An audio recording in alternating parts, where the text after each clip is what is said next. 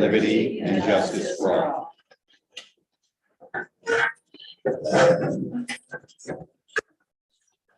I just wanted at the beginning to have a moment of silence for Frank Marr.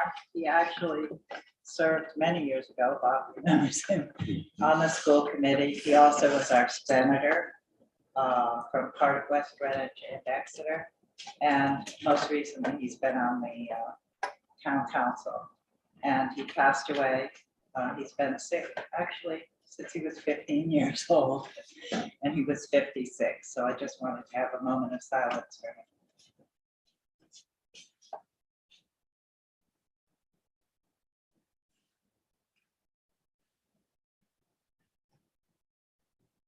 Amen.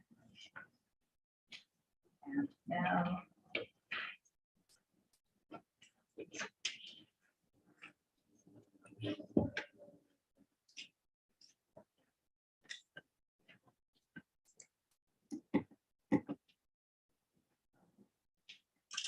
the mission of the Exeter West Greenwich Regional School District is to empower students to dream, reach, and succeed. We have an open forum. There's a 3-minute time limit for individual, 15-minute maximum time allowed for open forum. Comments must be directed to the chairperson of the school committee, who may limit or terminate a discussion. No comment should address personnel, litigation, or negotiations as restricted by the open meetings regulations. The school committee cannot take action or vote on topics introduced that are not reflected on the agenda. And now the fun part, presentations for Metcalf. Is there anybody? Oh, I'm sorry. Did anyone have anything to say? No. Good to go? Yeah.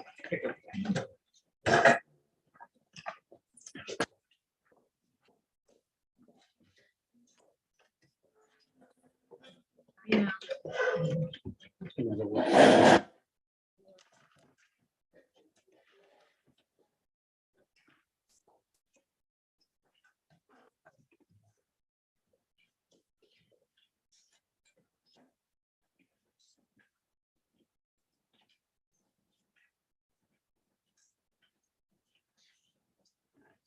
Actually work.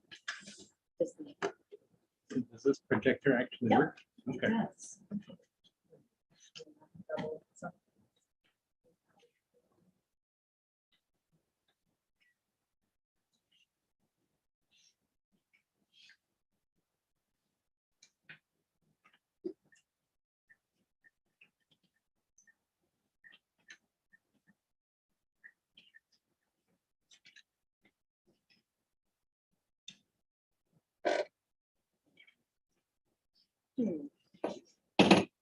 It does work, I promise. There we go. There we go. All right.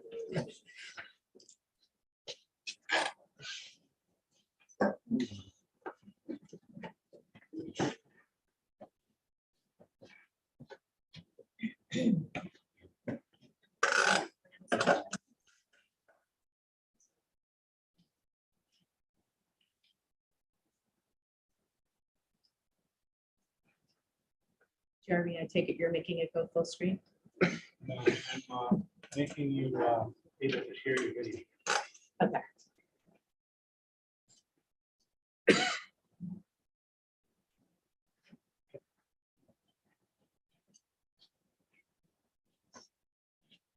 Sorry.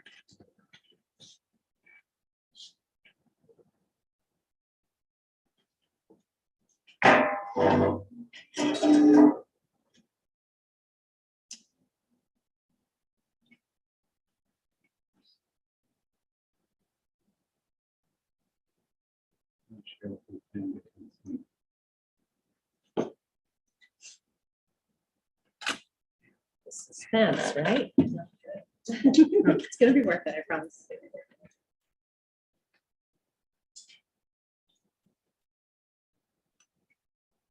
So first, let me say welcome to Metcalf. I can't tell you how nice it is to finally have visitors here after 2.5 years. And to add to that, to be able to showcase all the fabulous things that are happening in our school. we have been very, very excited leading up to tonight. So I've got a peanut gallery here who is much more than a peanut gallery, who has just worked very hard to capture everything that we're doing and to showcase that tonight so that you can get a real good read on how we're supporting students and looking to improve at Metcalf. And for anyone who doesn't know me, sorry, Lori Radigan, principal of the building, and this is Ally Nasenzi. I'm Ally Nasenzi, I'm the assistant principal. And I just want to thank you for giving us the opportunity to showcase all the fine work that we're doing here at Metcalf. We're all so proud of it. And as Lori said, this is a team effort, and I would really like to introduce you to the members of our team who have helped put this presentation together. So Amanda LeClaire is one of our third grade teachers, and she's also working on her admin license. So she's doing a lot of hard work this year. This is Miss Ann Barber, who has taken on a new role as math interventionist this year, along with Gina Kilday, also a math interventionist here, and Caitlin the Bosnaire, our reading specialist. And writing coach. And writing coach, Yes. sorry. I Wears didn't mean to leave that out. Multiple hats. She does. So we're really excited to present to you today. And thank you. So one logistical thing, you're going to notice that your presentation looks different than the one that you're holding. I mean, the one that's being projected. We changed the colors to make copies just to save on color when we print. We know that it's kind of difficult. So it's the same content exactly, only different colors. This just popped a little bit more. So Economical. economical at Metcalf, that's absolutely right. So, so one of the things that, you know, we focus on as educators always is school improvement and improving the educational environment and experience for our students, as well as for our teachers and our entire educational community. And to do that, we need to look very closely at the foundations of school improvement. So some of the main components that we look at are positive school culture, and there are subcomponents that are listed there. Social emotional learning standards. We need to engage in productive and collaborative planning with one another. And we also need to focus intently on the instructional core as far as ELA and math goes especially. If we want to see the increases in state testing scores and if we want to see happy, productive students. We also need to look at data-driven decision-making. And we're going to go into detail on each one of these components, but just to say very quickly, data-driven decision-making focuses around a team called MTSS, multi-tiered system of supports. And what that team does is look at the data that correlates with the student and shows what they are doing well at, where they're struggling, and then we come up with a plan to target the areas that they're struggling. So it's a very comprehensive plan and team, and we have members of our MTSS team here today. Another piece of the data that what we're doing is just a real deep dive on our data analysis and for our strategic plan. So one of the areas that we did a real close review of the Metcalf data. So our iReady data and our RICAS data. First of all, I'd love to say that we are so proud that even in the time of a pandemic, our RICAS scores went up, which was very impressive, you know, showing what our students are capable of, because that was definitely a tough year. But despite that, when we did this deep dive, we recognized that there's always room for improvement and room for growth. So what we've done is we've taken our common planning times, faculty meetings, and we've drilled down in a variety of ways to see where we can make those improvements. So we disaggregated the data by grade level all the way down to teacher. We've done socioeconomic status, gender, special ed status, just to name a few. So we really looked at all the areas so we could see where our holes are and identify those gaps and plug them in, right, with intervention. So some of the gaps that we did find, you know, even though, again, we're so proud of our students with IEPs and how their scores have gone up, there's still a lot of work to do there on our part as the educators. So, you know, we recognized with our math and our ELA writing in particular, that one of the biggest things is our students don't always show what they know. And so a huge question that we've been asking ourselves since the beginning of the year is, how do we get them to do that? Like, what do we need to change to get our kids to really show what they've learned on that on those tests, state testing? And of course, the social emotional learning, we all know, research suggests, especially now in the time of the global pandemic, that our kids need supports in response to COVID. Their SEL needs just need to be addressed. And I think we refer to social emotional learning from here on out as SEL in the rest of the presentation, just so you know what we're talking about. And as we progress through the slideshow, like Lori said, we'll focus in and show you exactly how these things are, being adapted in the classroom and what we're doing in intervention-wise. So, one major identification area was to focus on setting meaningful targets, not only for ourselves as administrators and then the teachers, but for the learners as well. So it's really then trickled down throughout the school. We've all really done a lot of digging in and goal setting and recognizing where our targets are. So trying to understand why the social emotional learning is important. Students have been through so much in the last couple of years, and they can't, if they're not emotionally regulated, they can't attend to learn. And that was one of the biggest pieces of the puzzle that we recognized. So we really need to get kids to be, self-regulating and give them those management strategies so that they can access their frontal lobe. They can be at their prime when they're in the classroom receiving that instruction. So some of the gaps, So some of the gaps that we identified in math and ELA, specifically in the area of writing, I want to tell you how we set targets to address those. So the first thing we did after analyzing all that data that Ali was referring to is we looked at student responses from last year, specifically on RICAS, because again, it's been troubling to us that sometimes our RICAS scores are not reflecting what we know our students are capable of, and we haven't been able to figure out why.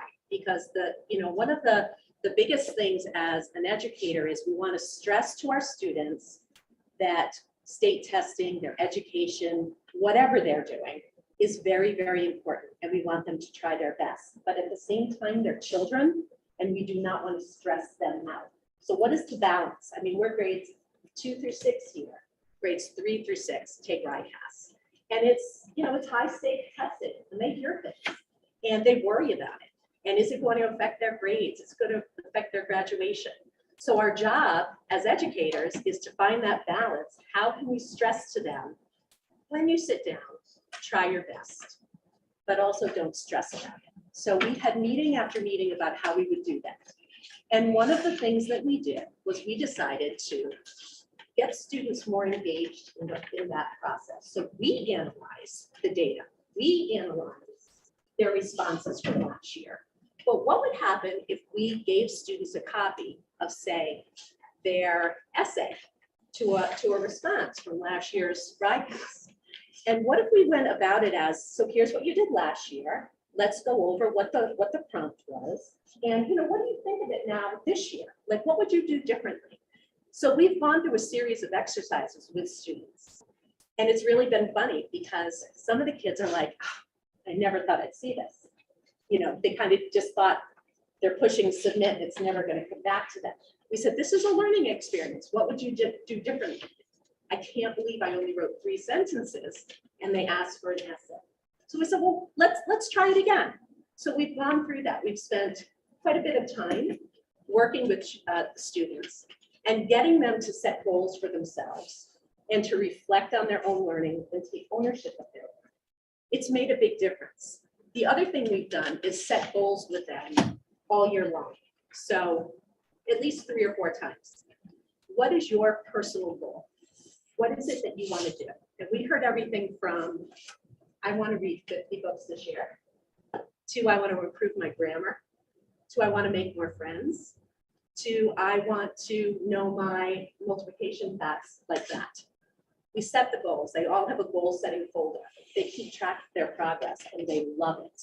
They are motivated, and it worked really well with this whole broadcast initiative and getting them to reflect on what they did last year.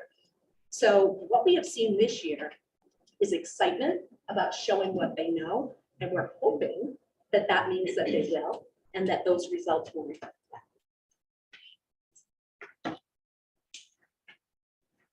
So as I said earlier, we're going to sort of show you how this all works in the classroom and what it looks like.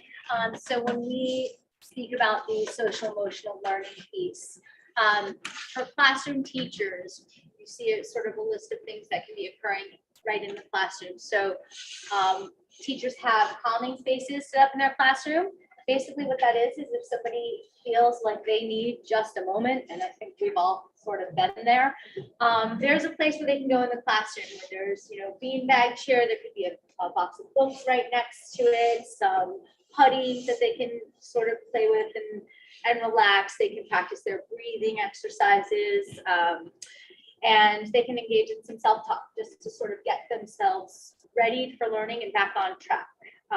And then we even have some stations outside of the classroom where, some of those kids that just have that extra energy and they need to vent it can go right outside the door. They can do some wall push-ups, things like that, where just whatever they need, it's very tailored to the individual student because not everybody needs the same stuff, obviously.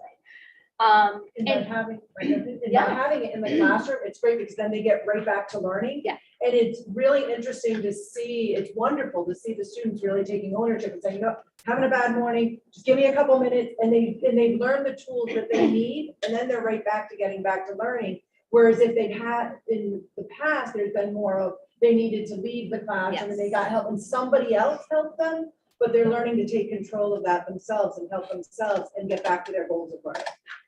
That's one other thing I was just going to say, and I forgot to at the beginning.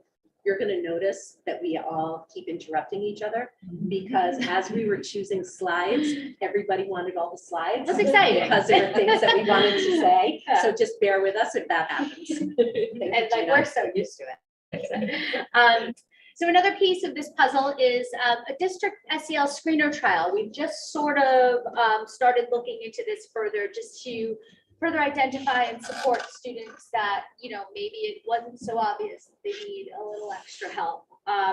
So we're still working on rolling that out.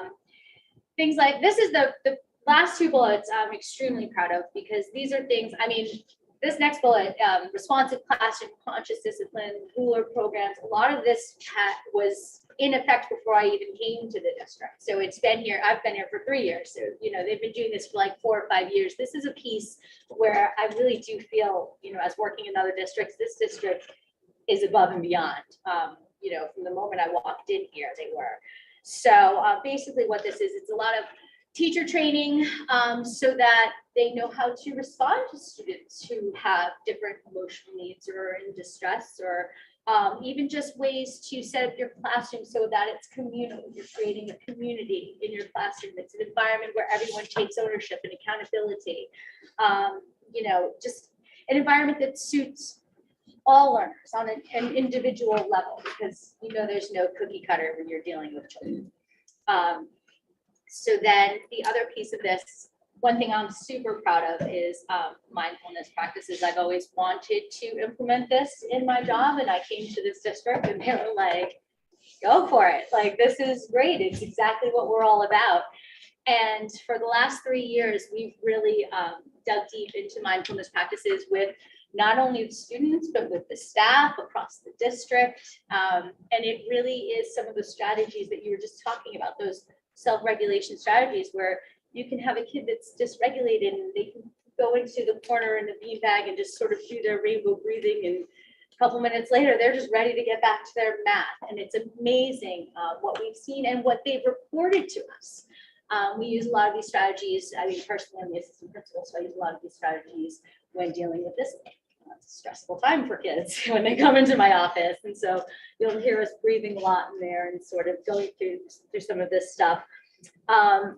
There's check-ins, they look different at all levels. When you're in second grade, your check-in looks different from your sixth grade check-in, but really it's just a touchstone. When your kids come into the class, the teachers just do a quick assessment. You don't know what they just dealt with at home or the night before or even the day before. So, you know, just to sort of assess where they're at, and it's just another safeguard where we can just provide that support that they might need. In terms of our school psychologists, social workers, and behavioral specialists, they're just an incredible group of people. They provide, you know, direct instruction in social skills that the students can then practice in a practical environment. They can generalize those skills. Feelings Buddies is a program that our little ones use to just sort of identify what they're feeling, because sometimes when you're in second grade, you don't know what you're feeling, you know, so it just helps them identify it, pinpoint it, self-regulate. Lunch bunch groups really help our students formulate just relationships with, like, deeper relationships with staff and other students. They're allowed to bring friends, and it's a smaller environment, and it really just gives them that chance to make those solid connections with people if they're feeling disconnected. The daily check-ins, similar to what I was saying before, where you just really want to assess where everyone's at when they come into your classroom.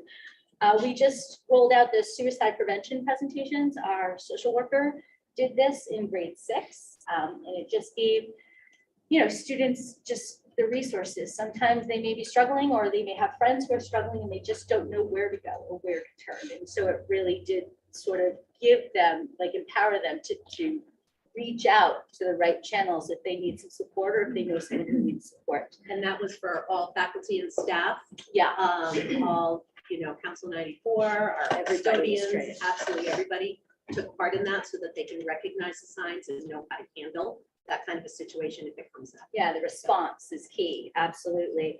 And then, you know, we also make referrals, they make referrals to local support groups and practices, agencies. You know, sometimes you just don't know, you know, you need to reach out, but you don't know where to go or how to do it. And I mean, I have to say we have an incredibly cohesive support professional team, and we are eternally grateful for them and the amount of support they give to our families and students in the community.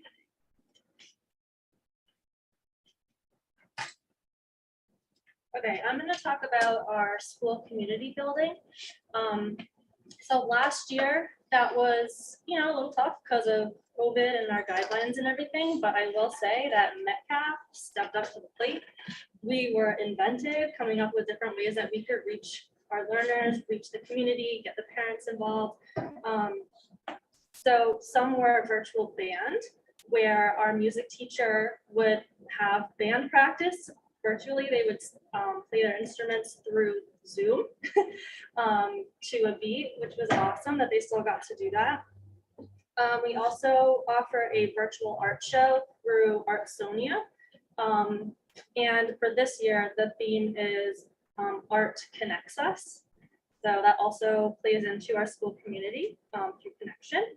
And the art teachers also shared with all parents in the Metcalf community any art classes or camps that are going around locally that their students can be involved in. This year we're bringing back, well, we did bring back Met Cafe. I don't know if you guys know of what that is, but the students involved in it really benefit from preparing and delivering and going around the whole school, and it just lights up the building. So it's really awesome to have that back. Life skills. Life skills, People yeah. that are doing like the actual exchange of money and making change. It helps us get through our Friday, a little cup of coffee. Yeah. Yeah, it's awesome. And, you know, even when I'm getting mine delivered, my whole class lights up. You know, it's just, it's a great warm contribution to the school to build community. We also have spirit days. So we had sports day, dress for vacation, whichever vacation you want to go on, career day, favorite color day, and Mustang Pride day. And I couldn't even think of them all because we do a lot of different ideas and always coming up with different ones that the kids get into. Oh, crazy hair day. We just had that one. Actually, one student, I swear, had like 10 hats stacked on top of each other. I don't know how he walked down the hall like that, but it was really cool. And then we have the March Madness book battle, which was really exciting. I'm going to call you out a little, Miss Lavasanair. So I had the privilege of teaching a basketball, coaching a basketball team this year. And I mean, who doesn't love March Madness? So I thought it'd be a fun way for kids to read some new books and get excited about reading. So the bottom right-hand corner, I put a bracket together with just classic stories from like Charlotte's Web and current reads, Dog Man and things that the students are reading. So each week they would vote on their favorite and that book would move on, and Harry Potter was the winner this year. We'll see how it goes next year, but that was super fun. That one's sticking around. So that picture looks very small in the corner. This was in the hallway. Like everyone walking by saw it, so the kids were getting excited about it. So that was really cool. And they were talking about it. And then the third annual Books Have Wings Drive, and then the Metcalf 5K, which I started last year because I really wanted to find a way, even through COVID and, you know, our social distancing, for us to kind of come together as a community. So I offered a virtual Metcalf 5K last year. A lot of community businesses got involved and sponsored, which was awesome. The t-shirts were made through a printing company in West Greenwich, so everything was local. Kids had a lot of fun with it. They wore the Had a lot of fun with it. yeah, it got a little competitive. Some- You did with the money. Oh, and then 100% of the profits of that went to this Metcalf Student Activities account, which will be used for field trips and any enrichment activities beyond our curriculum to really reinforce what the kids are learning at school.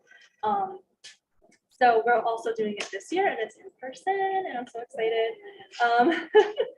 And then we also have the spring dance, April 30th, which is glow in the dark, I believe. Yes. So I'm sure the kids will be talking about that. So Yeah, and you know, the wonderful thing about all of these community building things, it sometimes is just what the kids need. If they're having a rough day or they're overtired, to get them to school, to get them excited about school, to turn them on to reading, whatever the case may be. So these things seem like they might be minor or little, but they're a really big deal in the life of for our students. and just to add to that, it gives a sense of belongingness. Yes. Right? Because when they feel the sense of belongingness, like I belong here, like this is awesome, they're going to be more engaged. So there's a lot of research that supports that as well.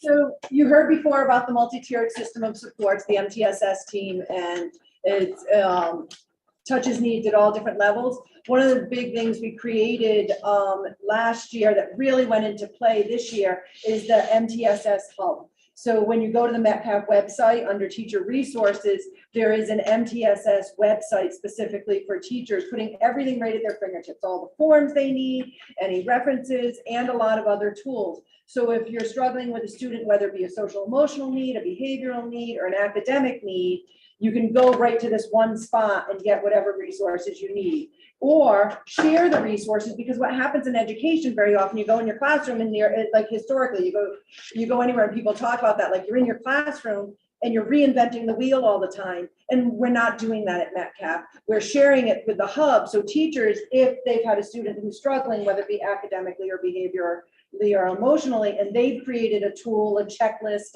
a point card, a resource that they're using in the class and using well, they can share it with us and we can put it up on the hub for everybody to use. So it's consolidating our resources. And that goes directly to the collaborative planning and productive planning that I spoke to in one of the first slides, that this is a way for us to address that. One of our goals as a school and as a district this year was to not be on your own island of excellence, right? To share what you know with others. It's really driven us this year, and with fantastic results, collaborative results. And one of the things we've used to drive the resources that we've collected has been the progress monitoring of the targeted skills that we talked about earlier. So we really focused on, the writing resources or the math resources that our students need, and that the classroom teachers need to help ramp up our tier 2 instruction to make sure that we're meeting the needs of those specific students who are having any deficits or just learning gaps that we can help close. And we made sure that this was a really systematic approach. So we're touching base every 6 weeks. We're doing cycles of intervention and having conversations about the data. Is the student making progress? Should we change our intervention and try something new? And all of our teachers have access to that website to make sure that all of those tools are available for them.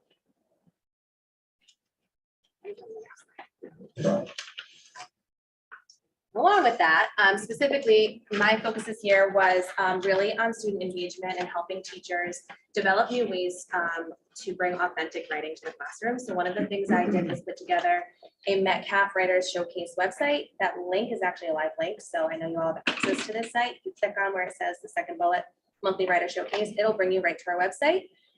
Students every month get a chance to submit any writing pieces to me. So far, all of their writing has made it onto the website. So it's been a slow process, but I'm hoping that next year, now that they know it's available, we'll have more students willing to participate. The pieces are lovely. We've had amazing writing about Tony Bucco when he retired. We had some great pieces included. I just had 2 students. I actually haven't shared this news. I just found out today. Okay. I had 2 students who entered a national contest, and they're both being published. Oh, So nice. yeah, that was really cool to get that letter today. One of the girls has been asking for 2 months what happened with her piece. So it's on the website. It's in March. So it's Eva and Isabella, if you want to check it out. It was a national poetry contest, so they were able to submit that as well. We just finished piloting our new ELA program, so we're excited to adopt a new one for next year. And we've also had the amazing privilege of receiving science of reading training. We've all done the letters courses, and the conversations that I'm having with my colleagues have been amazing, just talking about ways to bring the science of reading into the classroom and to really help inform our instruction. We've seen those conversations coming like at the MTSS meetings. The conversations about students are so much richer, and you can hear people applying things that they're learning in the classes too. Well, I've seen them do this, and this is at this level, and recognizing the issues that the students are having and being able to bring that classwork right into their classroom every day, which is wonderful. And Ally had touched upon this point before about the actual neurology of the development, and letters goes into that. So our teachers are all learning the actual neurology of what parts of their brain are developmentally functioning to be able to comprehend the literacy and become fluent. So that's pretty amazing too. We're becoming very, invested in this type of training and able to apply it and see it. Okay, so the focus on the instructional floor in mathematics has also been very robust this year. There's an additional math interventionist coach, that would be me this year. And I have to say, I am so proud to be serving my school and my district in this capacity. It has been the most rewarding thing that has ever happened. Gina and I have increased small group instruction in every grade level this year. We have a challenge group in every single grade level. We have RTI, which is response to intervention groups in every grade level. We are doing small group push-ins in grades 4 and 5 to address RICAS needs. Content to get deeper to some of that content that we identified we needed to work more on. So we're partnering with the teachers at the tier 1 level. So we've been working at, you think of tier 1, the core instruction, tier 2, children who are struggling a little bit, and then tier 3 are children who are struggling in an area that usually gets serviced outside of the classroom because they're having more issues. So we've actually been able to work and support teachers at all 3 levels this year. The additional tools and resources you see listed there, one of the most amazing things happened in the very beginning of the school year. Gina and I did formative assessment on every single child in this building about fact fluency. Gina did the older kids with multiplication facts. I did the younger students with addition facts. And then what we did was put them into like groups and figured out what tools the teachers needed for differentiated instruction. And we gave them center activities and tier 1 and tier 2 materials for each of those groups. So the teachers got a lot of materials. Did you want to add to that? No, I think it's just supporting them again at that tier 1 level. What do you need to do that? Putting it in their hands, modeling lessons. If that was needed, some people already had it and it was working really well. So we were able to share that again beyond their island of excellence, beyond their classroom, because we were in and out of other classrooms. So we could share it and spread it and make it systemic, which is exciting. And the next bullet says student goal setting. Every student in this building has a student data folder this year. And what they're doing is they're setting their goals every week for fact fluency, for reading fluency, Caitlin even said to me, and some kids are doing, setting goals for their attendance and reading logs. So student goal setting, teachers are doing data chats with their students before and after every diagnostic that we do in iReady. So our kids know how many points they need to reach the level that they should be at, and we are helping them get there. Self-reflection of growth related to set goals. That goes with the data charts right there. We also have every single teacher in our building having a teacher data binder. And you can see mine looks a little different because I am more, I'm a coach. I don't have one class. I have tons of classes. So I have all their data, but I'm also doing reflections. And the reflection piece that I used today came right from iReady, and it asked me questions like, what were your high points this year? What did you struggle with? What do you want to continue next year? What are 3 things it said that you hope your students came away from? And it was really like making me set goals for next year, what I want to do next. And Lori, I have something I want to do next. Of course you do. You always do. It's a summer That's why we iReady love you. program. So this is really exciting. And we're supporting everybody being reflective practitioners like that. And yeah, so everybody has this material. Amanda and I sat and had to talk about the reflection sheet today. We are also doing close monitoring and analysis of benchmarking data. One of the projects you can see is all around the room. When we looked at our data after our first diagnostic, it was very clear that students in 2nd and 3rd grade, which I was working with exclusively at that time, there was some problem in measurement and data. So what we did was with the 2nd and 3rd grade, we made graphs and we made a data wall, and the kids were able to look at each other's different classes, and they could compare data, and they learned how to read different kinds of graphs. And the next diagnostic, the scores went up. And I've done this data project other times, so I knew it would work. And it's really exciting to be able to do projects based on your data. Right. Oh, one other thing that we did with the close monitoring and the analysis of the data, we went through and we looked at all the different teachers, and we went to every single CPT, and we printed out all the lessons that the children who are still really struggling on those tests needed to bump them up and fill in those gaps. Every teacher has access to those materials in ELA and math in a folder at their fingertips. So we've really been doing a lot of work. So talking about growth, we've seen it working. All these different pieces we've been putting in place. But in order to see, you're going to see the data in a minute. It's so exciting to see. But to know what you're looking at, you've got to understand iReady, which is our diagnostic. We do it 3 times a year, September, January, and May. It identifies a typical growth goal for every student, because depending on what grade we might be expecting a different number of points increase, but also for each student, because if you think about it, our students who are struggling and are working below grade level, if we just keep having them grow at the same pace as everybody else, they're always going to be at the lower level or behind their grade level. So we want to have them increase more points than another child. And students that are working above grade level are going to improve, but we're always keeping them moving, but they may not improve as far because the work is harder for them because it's beyond grade level work. So keeping that in mind, you don't need to know everybody's growth goal, growth score, but know that each child is identified based on their September score, what their growth is expected for the year.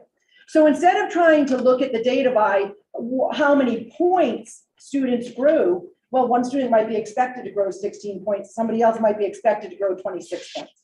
So what the data you're about to look at shows a percentage of their typical growth goal. And if you notice, a bunch of our students, a large percentage, have already reached or are very close to reaching their end of the year typical growth goal, but we don't stop there, because we also give them a stretch growth goal. So any of those students who have already met or were approaching their typical growth goal in January, we now in their growth those conversations, those data discussions, we're pushing them and they're pushing themselves. They're all excited about their stretch growth goal.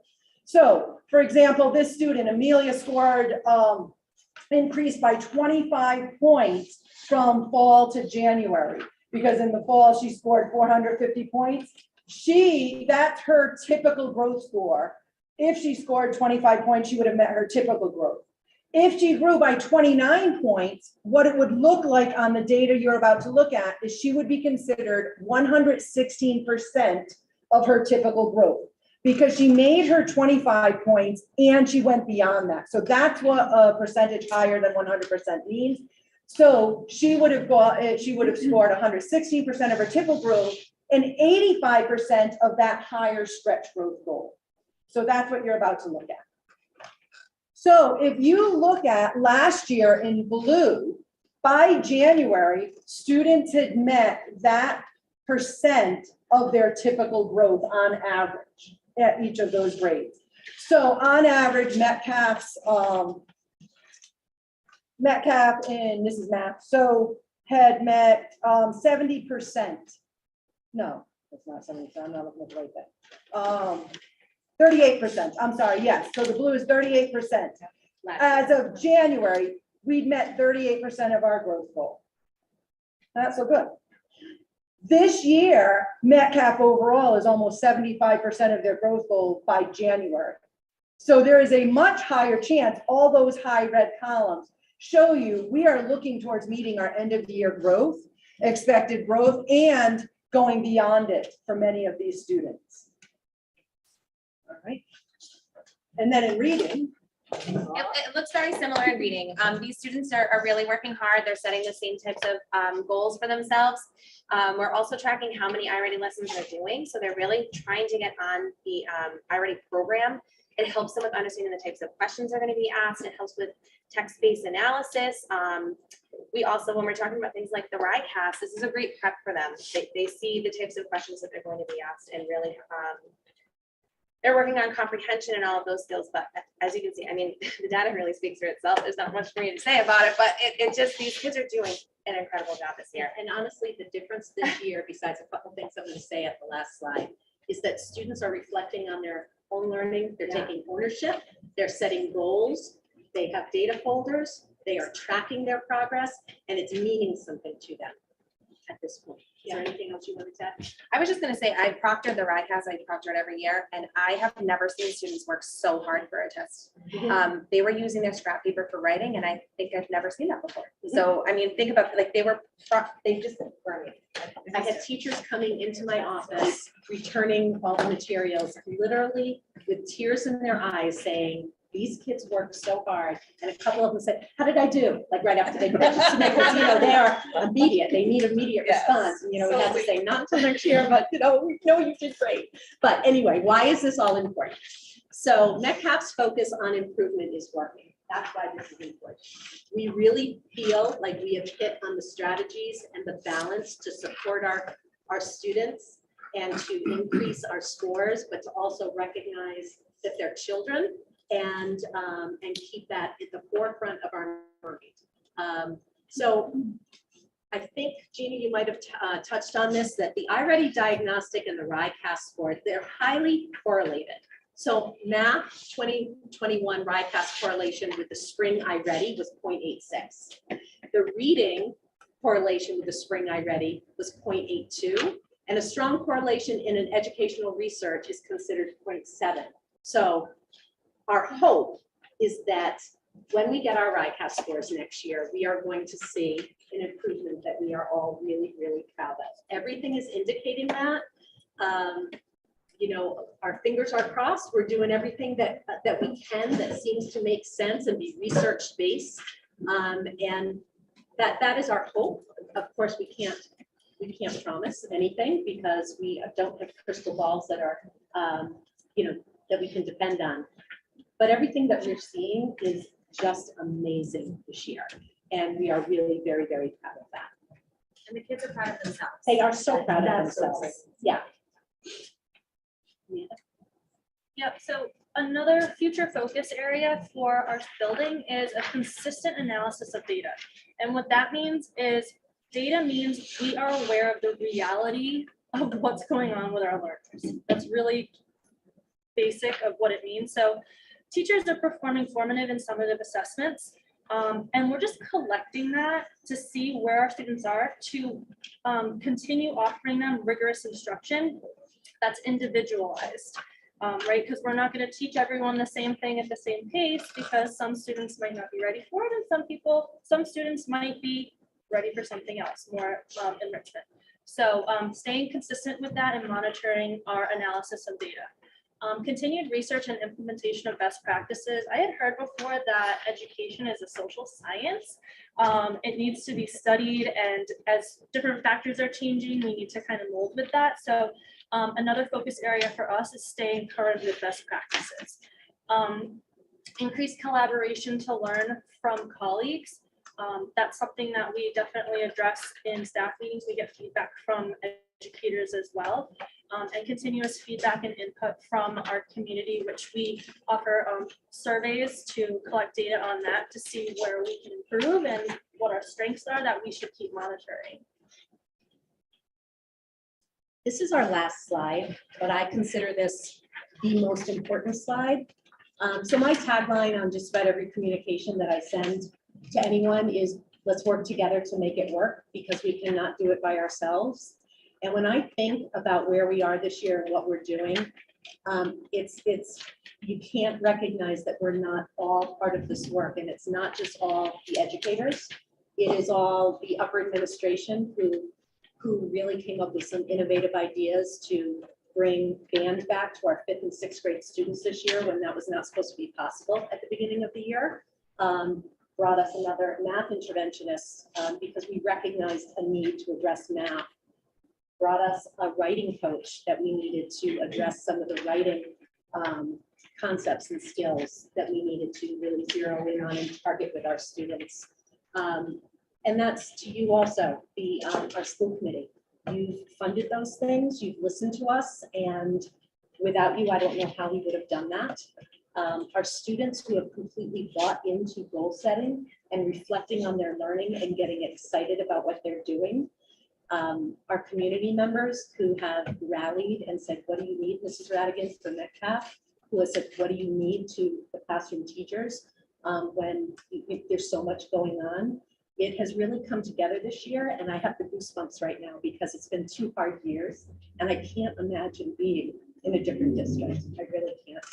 So that's not me nervous, that's me, because I get melancholy at that one. It means a lot.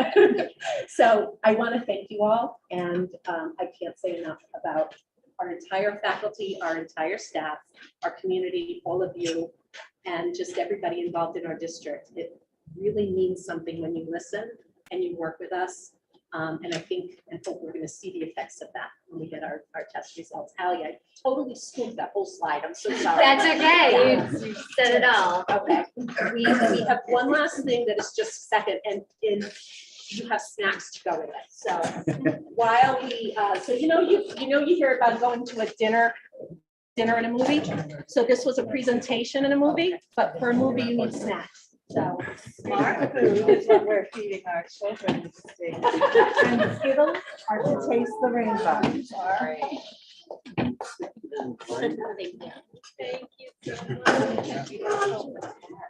thank you.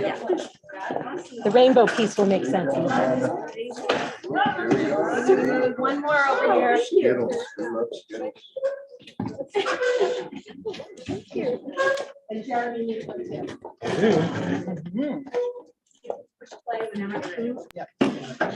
Excuse my. I'll take the water, Allie. Allie, great job. Oh, sorry. Thank you. Right there. Okay, so you're just going to want to turn and look at the screen. And thank you, Gina, Caitlin, and Ann, for being so creative.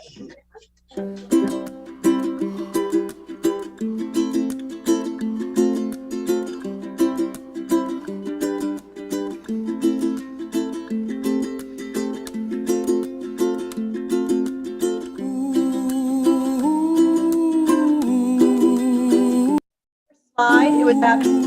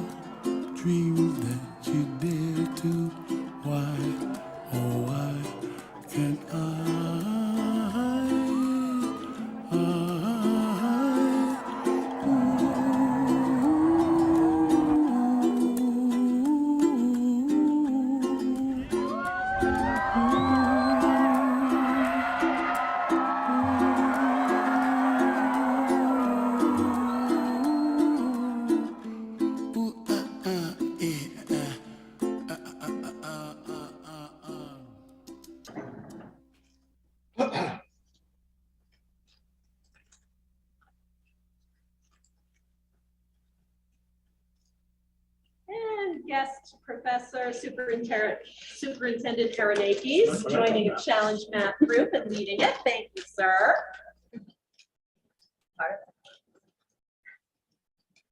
This is the book battle. There's the brackets.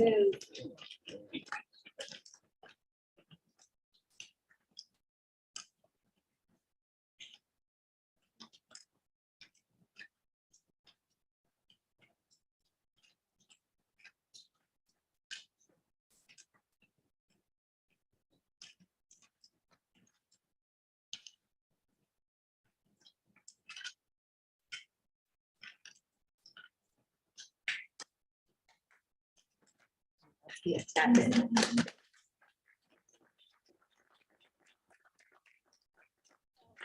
Over a bit, and I apologize for that. I know you have a busy agenda, but we were excited. Madam Chair, I have a question. If you don't mind. On the focus on instruction core, this is for Jim. Focus on instructional core, and that doesn't mean you need to. But I see here we're piloting a new ELA program for 2022 adoption for ELA.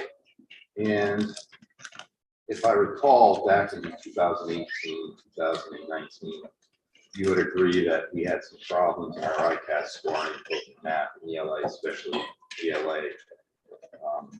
And we are going to an adoption of a new rollout curriculum for MTS.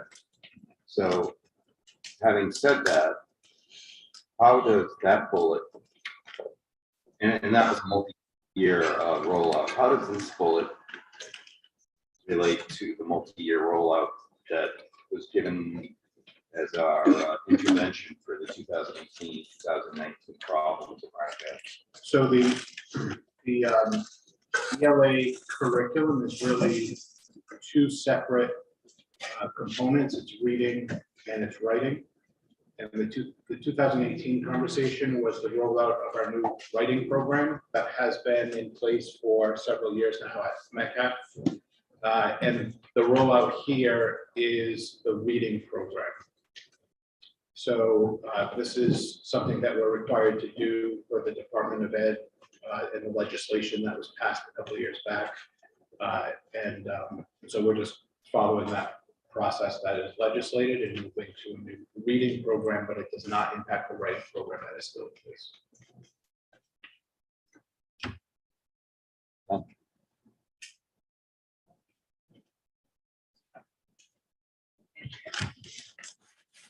Thank you very much for your presentation. It was really exciting. My son is actually here at MECAP, so extra exciting for me, obviously. But I will say, Jim's been talking about the science of reading professional development that all the staff have been going through and how intensive that is. In my experience, professional development is as effective as the buy-in from the staff who go through it. And so it was really exciting to see how excited you were about all of this and all of the different ways that it is being implemented. It definitely shows that there's been a high level of buy-in. One of the slides you had there about teach me or tell me and I'll forget, teach me and I'll learn, involve me and I'll learn.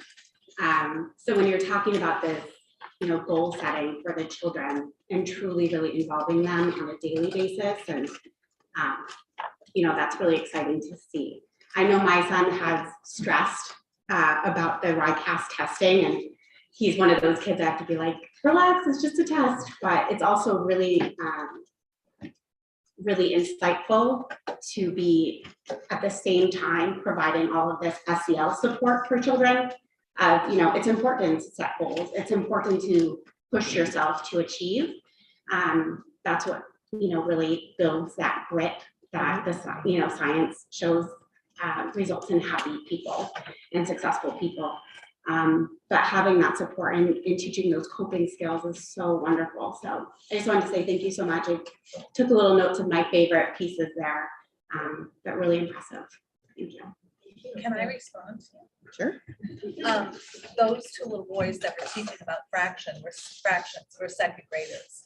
They were in my challenge group, and according to iReady, the group that they're in, it tells me what to teach them to push them ahead. They wanted to take the materials back to their classroom and asked if they could teach their class. Well, that started to carry over with the other little second graders. We had second graders everywhere teaching fractions to their classrooms in small groups.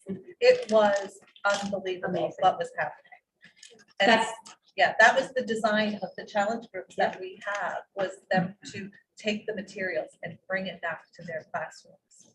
That was the other part that really stuck out to me. When we talk about providing intervention, a lot of times what that looks like is support for children who are behind. So it was really exciting to see that there's intervention to help students at all levels and making sure that those challenge groups are still there and that all children are learning. So, wonderful.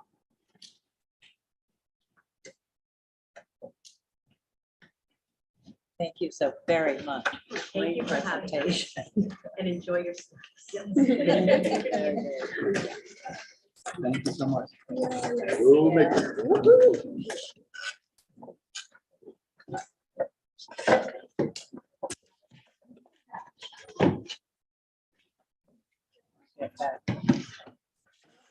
That isn't so much fun.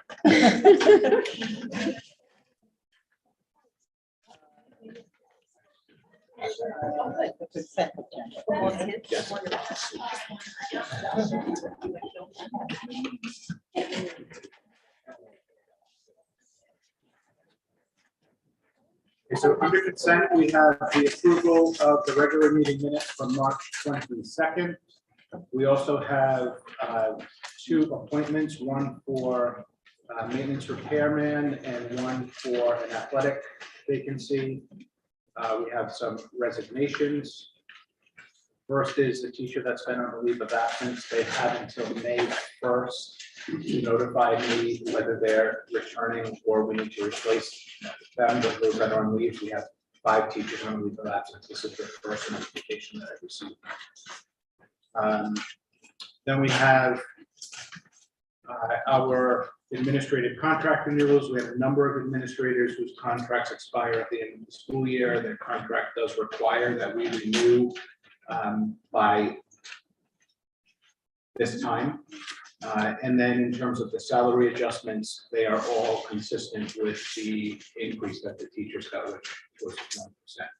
So I think it's pretty fair. We also have a monthly bills and one new family who has requested homeschooling for the remainder of the school year. Does anyone want to pull anything? If not, I'll entertain a motion to approve the consent agenda as presented. I'm sorry, can I just, I forgot, Robin gave me a note. On administrative contracts B and H, that is Mary Slattery, the junior high school principal, Jeremy Taylor, the director of technology. The dates that are listed, it should be July 1, 22 to June 30, 25, and they were just reversed. So just that correction. All the dates should be exactly the same, July 1, 2022 to June 30, 2025. Okay. Thank you, Robin. To accept the consent agenda. Second, Second. all those in favor, or any more discussion? All those in favor, please say aye. Aye. Aye. You want to introduce Mike Lee, our new maintenance? Sure. So this is Michael Lee. He'll be our new maintenance person, technician, and Mike went through the interview process with the committee and then went through with the superintendent, and we're really excited to have him join us. He brings a tremendous amount of skill to the job. So welcome, Mike. Thank you. Welcome. Thank you. Yes. Perfect.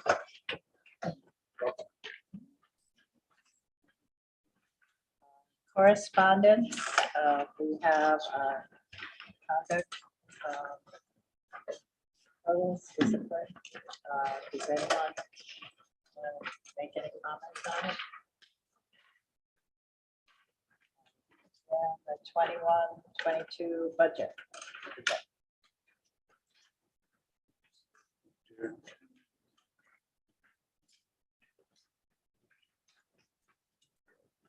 Okay, so this is again this is the April projection. The couple of things worth noting is again, as the school committee took action during the present year, we begin to reflect those actions. Most significant is the miscellaneous income under revenue.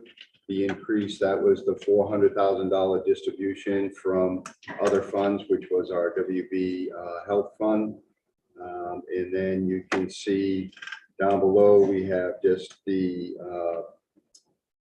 at the very bottom, just all the different assignments and commitments that the district has made through the year. Overall, so with that 400,000 on the revenue, obviously that bumped up the revenue side. The expenses are continuing to stay pretty consistent, showing a positive fund balance, positive variance of about $150,000 on the expense side. And all the way at the bottom, $835,000 for projected for the end of the year. So very, very good news for the committee that should be happy with that. Question. Yes, So what's our current reserve fund balance? Audited reserve fund balance? The audited unassigned general fund balance is 1.9 million as of June 30th, 2021. And I'm sorry, what was your projected balance for the end of this year, given it was able, did you say it was $800,000? 800,000, but you know, that takes into account $674,000 that's set aside as per policy. So if you add that back in, that would bring us up to what, 1.4 million, and then the school committee action for the school improvements. I don't have to read it, you can read them there. I mean, it's all. So come July 1st, the unaudited reserve fund balance. Don't make me do the math. Bob, you know, I'm math challenged. So the unaudited fund balance, July 1st, what would be your expectation? I don't need it down exactly, but approximately. Yeah, around 1.4, 1.5. I think it will improve a little bit as we close towards the end of the year. Unaudited, Unaudited, yes. not for this year. Total. June, July. the June 30th, 2022. Yeah. Unaudited, I would project it will be the 835 that I'm showing plus the 674 added back in. Yeah. Because we just backed that out to show 1.4. So 1.4 and possibly even higher just because we And generally then finish. come February of 2023, you're looking at 3.2? No, that can't be right. No. 1.9 plus 1.4? No. What's I'm confused now. So I tell you as math challenge. Okay, Right, so I'm looking at 1.9 audited reserve fund balance, right? yes. Then there was the 800,000, the 800K figure, the $600,000 requirement. That added up to 1.4 million. The 1.9 would be our July 1 starting balance. Then we took 400,000, 300,000, 200,000. So that's almost $1 million worth of action by the school committee. Then we took we back out the 2% set aside, which is 674,000. So when you account for that, the school committee action plus the 2%, then you add in the revenues the difference between the revenue and the expenses during the operating year. I know it's getting very wordy here. That's how we come up with the projection for the 835. For just this year. Yes, for fiscal year July 1, 2022 through June 30th Of 2022. 2022. 2022. We're in 2022. July 1, 2021. Right, that's what I said, 2 years. June 30th of 2022. Correct. 800,000. 800,000 bucks. No, if you look at the bottom figure, 835,000. Mhm. And the next figure above that, 674,000. Mhm. That's just a paper transaction. That's just showing that's available. So it's showing that that's part of the balance, but it is not available to spend because of school committee policy. Sure. The other, negative numbers are not available because we've assigned them. So the fund balance will be 1.4 million or 1.5 million for the projection. And then you would back out again 2% based on the new budget amount that was just passed last night. Oh, yeah. Right, because the 2% there is the set aside for operations. For next year. For next year. Correct. All right, now I know where that is. All right. All right. Okay.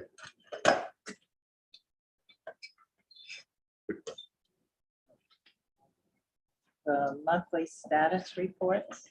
Does anyone want to post anything? I was glad to see where Jeremy got. I was glad to see we got rid of those Promethean contracts and stuff. Now they just need to pick what they want to buy. Got 3 options. that we'll finally get something. Mhm. Does anyone else want to go anything for Jim or Bob? I just have a quick comment. Maria, I saw your note about the CTE updates. I think it's really exciting that we'll be able to offer the accounting and finance and the wind energy programs. So that's great. And then hopefully, next year we can implement the feedback and get the others approved. So thank you. She's kind of disappointed that the biomed didn't get approved. Us too. I was We are really too. looking forward to are that too. one. But we'll keep pursuing.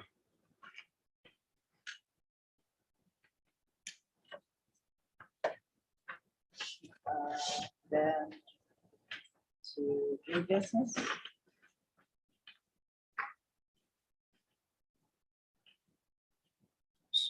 Is that where we discussed the vote? No? So the 22-23 budget, obviously the all-day referendum was last night. The results were posted on the district website this morning, which is what we indicated in the agenda that we posted.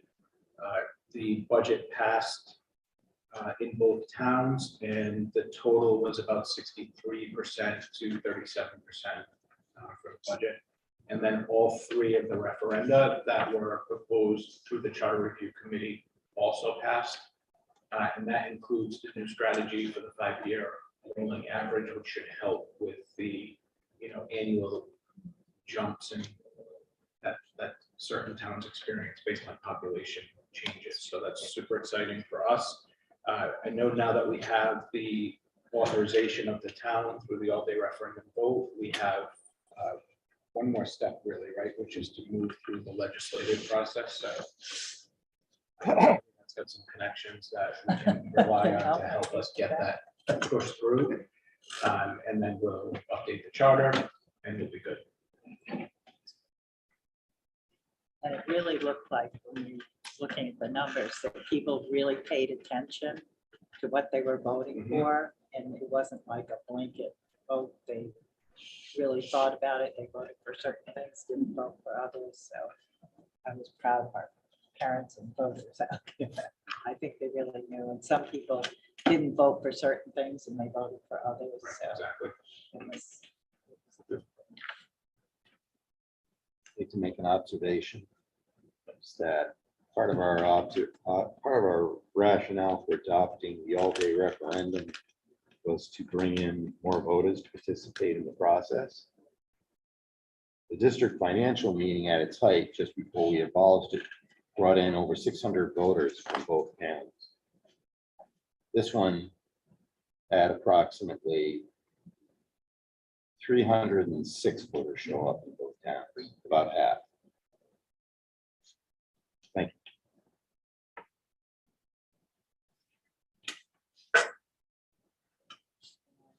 unfinished business, the 2022-2023 budget update. Oh, that's right. I just got that. We just did that. The 2021-2022 return to school guidance and updates. So I don't have any real new updates. I did include in my status report the number of positive cases. You can see that we are now in our 7th straight week of having fewer than 5 cases district-wide. And that is despite the fact that masks have been optional for the past several weeks. So all is good. We actually last week started to relax some of the in-school requirements, meaning kids were still in pods in their classrooms. And that has now been relaxed where kids are able to mix pods for instructional purposes, which is super exciting. We've also relaxed some of those restrictions on the buses. We're doing it slowly and continuing to monitor the numbers to make sure that we don't see any spikes. So far, so good. And next step will be that we can actually move into the unstructured settings as well. So that's the next step for us. Great. Yeah, Good. we're almost back to normal, which is amazing.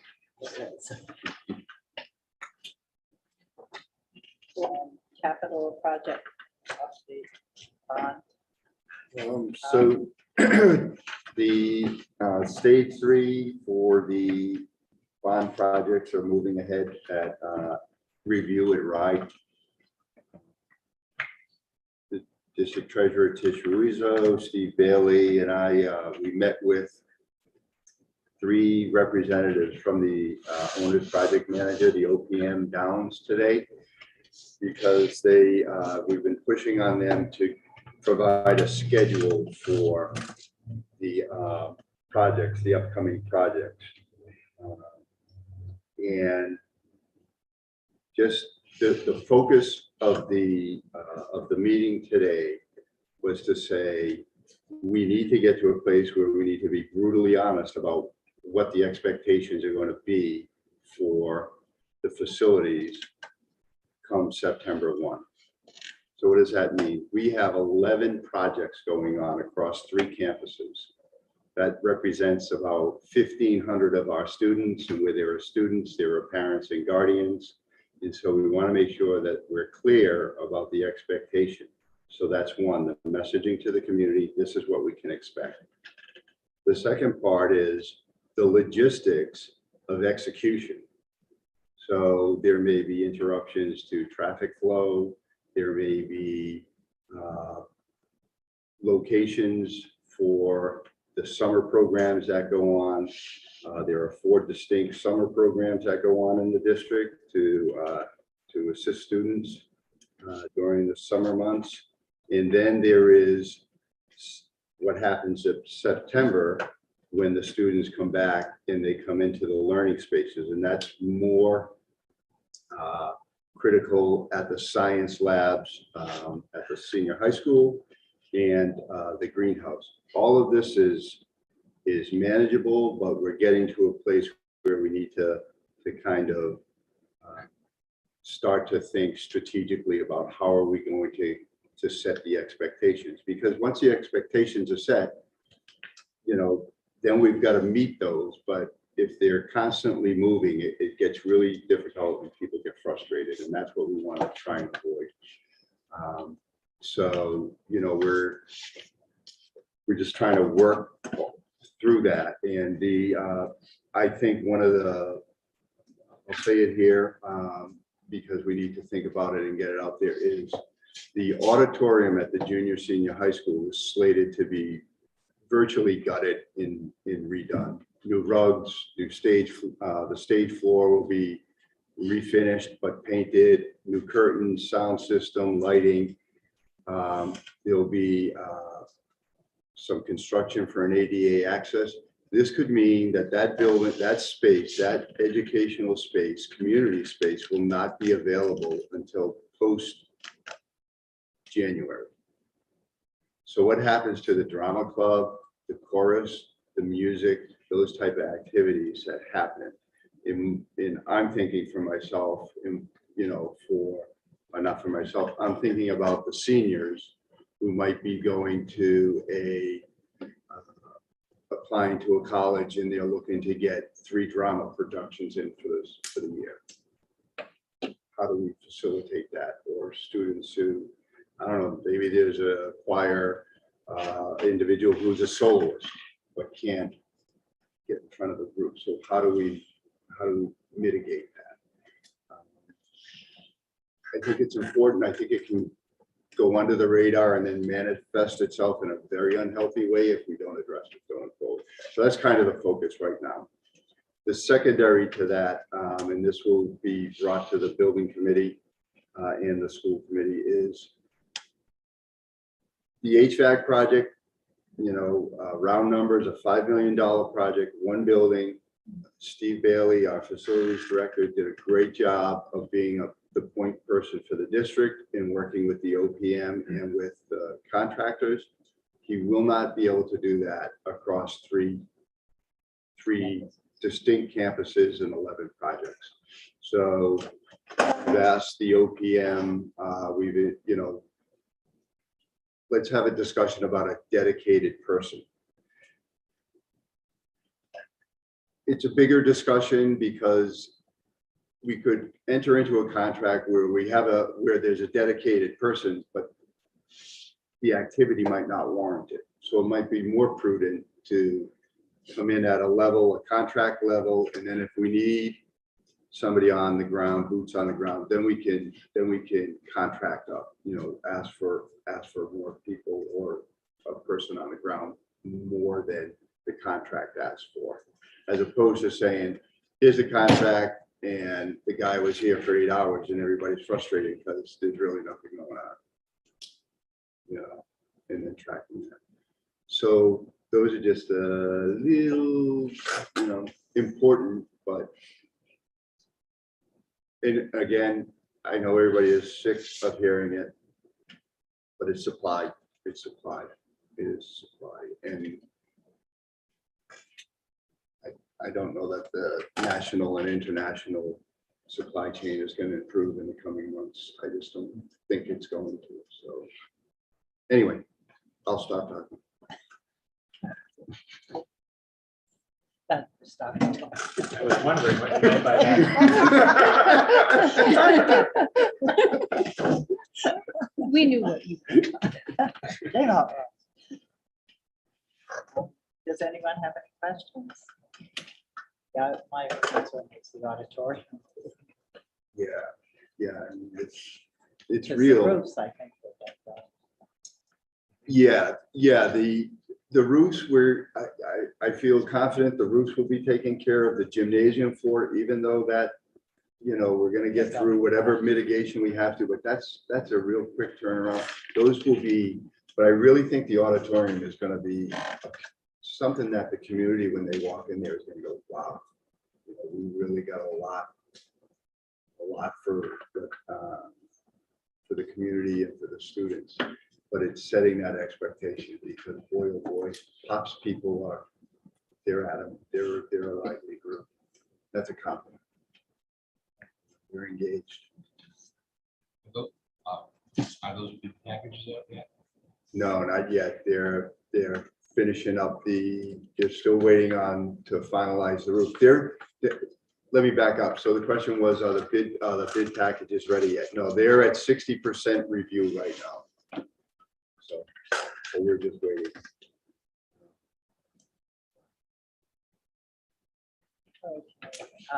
Important dates and meetings: Tuesday, April 26th, school committee meeting, junior high presentation. So I'm sorry, but I sent an email today that those two dates had been flip-flopped, or the two locations had been flip-flopped. So on April 26th, we're going to do the meeting at Lynham, for the Lynham and special education presentation. And then on May 10th will be the junior high school presentation. So same dates, just flip-flopping the locations and the topic of the presentation.